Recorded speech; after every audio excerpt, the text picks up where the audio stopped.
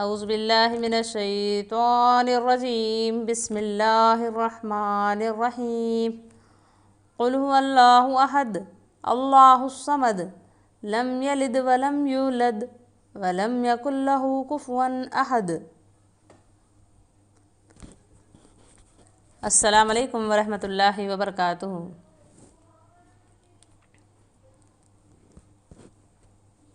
عزیز بہنوں، یہ سورہ اخلاص کی 4 آیات ہیں، 1 رکوع ہے۔ اس کا اب ہم لفظی ترجمہ پڑھیں گے۔ قل کہہ دیجئے، ہوا وہ، اللہ اللہ، احد ایک، اللہ اللہ، صمد بے نیاز، لم یلد اس نے نہ جنا، ولم اور یولد لم یولد نہ وہ جنا گیا۔ کہہ دیجئے وہ اللہ ایک ہے، اللہ بے نیاز ہے، نہ اس نے کسی کو جنا اور نہ کسی نے اس کو جنا۔ ولم اور نہیں، یکن ہے، لہو اس کا، کفواً ہمسر، احد کوئی، اور اس کا کوئی ہمسر نہیں۔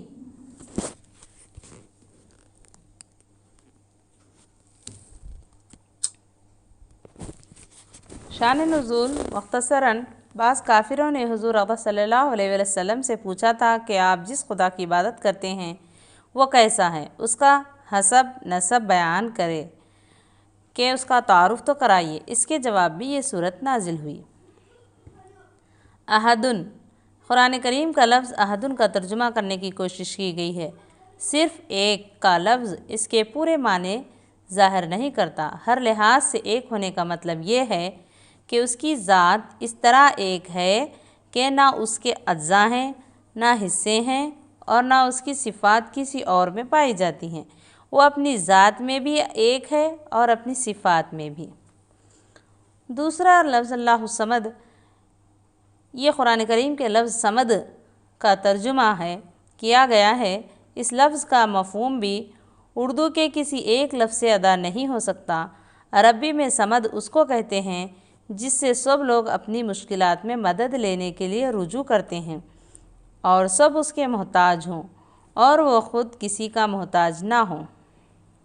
عام طور پر اس لفظ کا ترجمہ بے نیاز کیا جاتا ہے، لیکن وہ اس کے صرف ایک پہلو کو ظاہر کرتا ہے کہ وہ کسی کا محتاج نہیں، لیکن یہ پہلو اس میں نہیں آتا کہ سب اس کے محتاج ہیں۔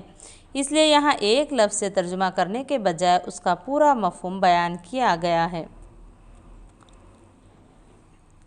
اور لم یلد ولم یولد، نہ اس کی کوئی اولاد ہے اور نہ وہ کسی کی اولاد ہے۔ یہ ان لوگوں کی تردید ہے جو فرشتوں کو اللہ تعالیٰ کی بیٹیاں کہتے تھے، یا حضرت عیسیٰ یا حضرت عزیر علیہ السلام کو اللہ تعالیٰ کا بیٹا قرار دیتے تھے۔ ولم یکن لہ کفوا احد، اور اس کے جوڑ کا کوئی بھی نہیں، اس کا کوئی ہمسر نہیں، یعنی کوئی نہیں ہے جو کسی معاملے میں اس کی برابری یا ہمسری کر سکے۔ اس سورت کی ان 4 مختصر آیتوں میں اللہ تعالیٰ کی توحید کو انتہائی جامع انداز میں بیان کیا گیا ہے۔ پہلی آیات میں ان کی تردید ہے جو ایک سے زیادہ خداؤں کے قائل ہیں۔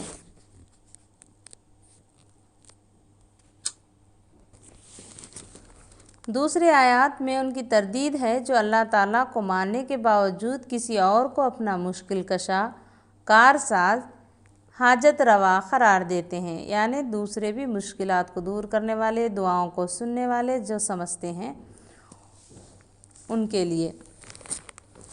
تیسری آیات میں ان کی تردید ہے جو اللہ تعالیٰ کے لیے اولاد مانتے ہیں، اور چوتھی آیات میں ان لوگوں کا رد کیا گیا ہے جو اللہ تعالیٰ کی کسی بھی صفت میں کسی اور کی برابری کے قائل ہیں۔ مثلاً مجوسیوں کا کہنا یہ تھا، یعنی آگ کے پجاریوں، پوجا کرنے والوں کا کہنا یہ تھا کہ روشنی کا خالق کوئی اور ہے اور اندھیرے کا خالق کوئی اور۔ یا بھلائی پیدا کرنے والا اور ہے اور برائی پیدا کرنے والا کوئی اور۔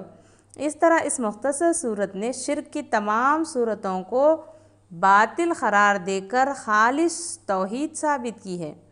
اس لیے اس صورت کو سورہ اخلاص کہا جاتا ہے، اور ایک صحیح حدیث میں اس کو قرآن کریم کا 1/3 حصہ قرار دیا گیا ہے، 1/3 حصہ، جس کی وجہ بظاہر یہ ہے کہ قرآن کریم نے بنیادی طور پر 3 عقیدوں پر زور دیا ہے: توحید، رسالت اور آخرت۔ اس صورت نے ان میں سے توحید کے عقیدے کی پوری وضاحت فرمائی ہے، اور اس صورت کے تلاوت کے بھی احادیث میں بہت فضائل آئے ہیں۔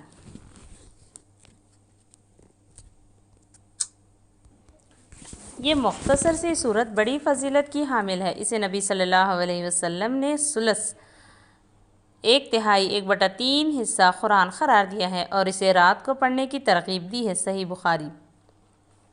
بعض صحابہ ہر رکعت میں دیگر صورتوں کے ساتھ اسے بھی پڑھتے تھے، جس پر نبی صلی اللہ علیہ وسلم نے فرمایا، تمہاری اس کے ساتھ محبت تمہیں جنت میں داخل کر دے گی۔ صحیح بخاری۔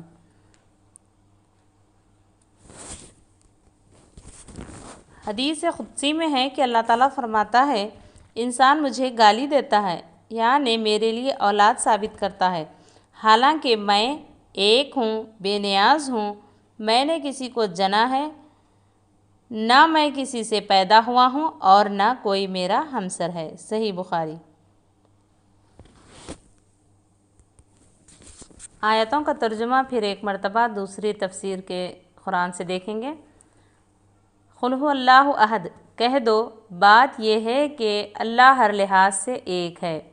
اللہ الصمد، اللہ ہی ایسا ہے کہ سب اس کے محتاج ہیں۔ لم یلد ولم یولد، وہ کسی کا محتاج اللہ الصمد، اللہ ہی ایسا ہے سب اس کے محتاج ہیں، وہ کسی کا محتاج نہیں۔ لم یلد ولم یولد، نہ اس کی کوئی اولاد ہے اور نہ وہ کسی کی اولاد ہے۔ ولم یکن لہ کفوا احد، اور اس کے جوڑ کا کوئی بھی نہیں۔ اللہ تعالیٰ پر ہمارا پکا سچا ایمان اخلاص کے ساتھ اللہ کے دین پر عمل کرنے والے بنائیں، اس سورہ سے محبت کرنے والے بنائیں۔ آمین یا رب العالمین۔